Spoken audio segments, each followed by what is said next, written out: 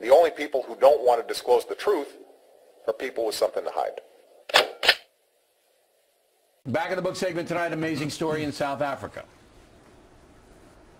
He was a man of flesh and blood, a son and a husband, a father and a friend.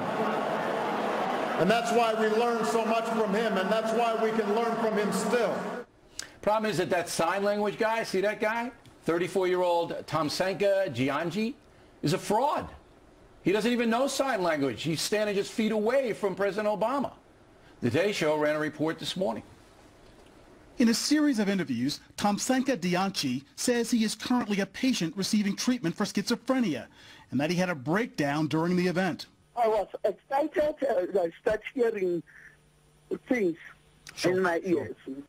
The interpreter tells NBC News he has been hospitalized because of his schizophrenia, which also has led him to be violent in the past. Wow. So far, the South African government has not explained this with its not a react, Gutfeld and McGurk. So, Gutfeld, here's the deal. The American Secret Service is responsible for guarding President Obama. I mean, you can't depend on the South African government. And this guy who admits he gets violent was feet away. It's interesting, but here's the conflict. He is a violent schizophrenic, which qualifies him for the UN. Yeah, he could have been a UN officer. Yeah, so it's like, what are you doing? But you're absolutely right. We spend billions of dollars protecting the president. This guy is 2 feet away from him. Anything could happen. It's an amazingly scaring story. We don't spend billions, we spend millions protecting him.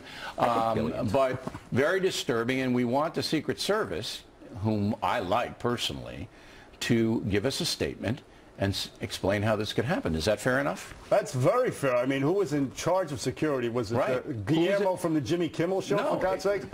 No, I can tell you, wherever the United States president goes, U.S. security is in charge. All right? That they take the lead. And here you have a guy who looks like Flip Wilson. All right? I mean, he doesn't even know sign language, and he's within inches of this guy, and he's a violent schizophrenic by his own admission. This is scary. Security was about as tight as Bob Beckel's sweatpants on Dana Perino. It was unbelievable. I was watching it live, though, and it was a festive, celebratory situation. I thought he was doing the Dougie, you know. I thought he was dancing or doing the Frug or whatever. The only people who don't want to disclose the truth are people with something to hide.